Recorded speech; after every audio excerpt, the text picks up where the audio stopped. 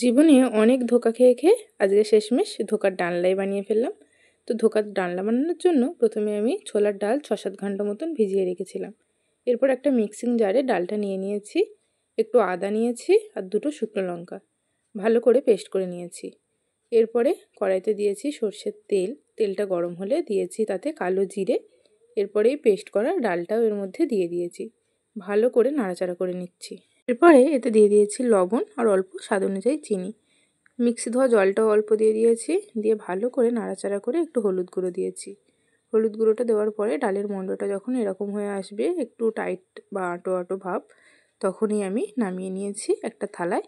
থালাটায় অবশ্যই আগে থেকে তেল ব্রাশ করে রাখতে হবে। এরপরে হাতের সাহায্যে চারিদিকে স্প্রেড করে নিচ্ছি। ছুরি দিয়ে বরফি আকারে আমি কেটে নেব ধোঁকার ডালনাগুলো। তো এরকমভাবে ছুরির সাহায্যে আমি কেটে নিচ্ছি। কীরকমভাবে কাটছি সেটা দেখলেই কিন্তু বুঝতে পারবেন। এরকমভাবে কাটলে বরফির আকারে হয়ে যাবে। কত সুন্দর হয়েছে বরফির আকারে।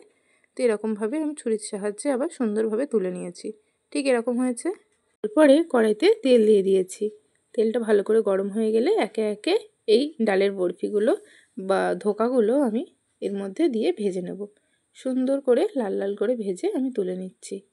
তুলে নেওয়া হয়ে গেলে ওই তেলের মধ্যেই দিয়ে দেবো আর একটু তেল। এরপরে আমি আলুগুলো ভেজে নেব। তো আলুগুলো দিয়ে দিয়েছি, চৌকো করে কেটে রাখা আলু। এরপরে লবণ হলুদ দিয়ে সুন্দর মতন করে আলুগুলো আমি লাল লাল করে ভেজে নেব। আলুগুলো ভাজা হয়ে গেলে আলুগুলো আমি তুলে নিয়েছি। কড়াইতে আর একটু তেল দিয়ে তাতে ফোড়নে দিয়েছি কালো জিরে আর 2টো শুকনো লঙ্কা, একটুখানি দারুচিনি। এরপরে একটা মশলা করে নেব। তো একটা মিক্সিং জারে নিয়েছি আদা, একটু টমেটো, 4 মগজ আর নিয়েছি কিশমিশ। এরপরে জল দিয়ে পেস্ট করে নিয়েছি। এই মশলাটা আমি এই ফোড়নের মধ্যে, এই তেলের মধ্যে দিয়ে দিয়েছি, দিয়ে ভালো করে কষিয়ে নিচ্ছি। এরপরে গুঁড়ো মশলায় আমি দেব হলুদ গুঁড়ো, লঙ্কা গুঁড়ো, একটু কাশ্মীরি লঙ্কা গুঁড়ো আর একটু জিরে গুঁড়ো দিয়ে একটু মিক্সি ধোয়া জল দিয়ে আমি মশলাটা ভালো করে কষিয়ে নিচ্ছি।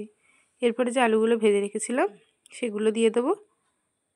আলুগুলো দিয়ে দেওয়ার পরে ভালো করে কষিয়ে নিচ্ছি। কষিয়ে এখনই আমি লবণটা দিয়ে দিচ্ছি। লবণটা দিয়ে ভালো করে নাড়াচাড়া করে গ্রেভির জন্য আমি জল দিয়ে দেবো। জল দিয়ে ঢেকে রেখেছিলাম। যখন আলুগুলো খুব সুন্দরভাবে সেদ্ধ হয়ে গেছে, এবার এর মধ্যে আমি দিয়ে দেবো সেই ধোঁকাগুলো। তো এই ধোঁকাগুলোর মধ্যে দিয়ে দেওয়ার পরে একটু হালকা হাতে নাড়াচাড়া করে দিয়ে দেবো চিনি, একটু গরম মশলা আর শেষে নামানোর আগে একটু ঘি। তো রেসিপিটা কেমন লাগলো জানাতে কিন্তু ভুলবেন না। বাড়িতে অবশ্যই একবার ট্রাই করবেন, খেতে কিন্তু খুব সুন্দর হয়। তো আমার নতুন ইউটিউব চ্যানেল, প্লিজ একটু সাবস্ক্রাইব করে পাশে থাকবেন। ফেসবুক থেকে দেখলে পেজটি ফলো করে দেবেন।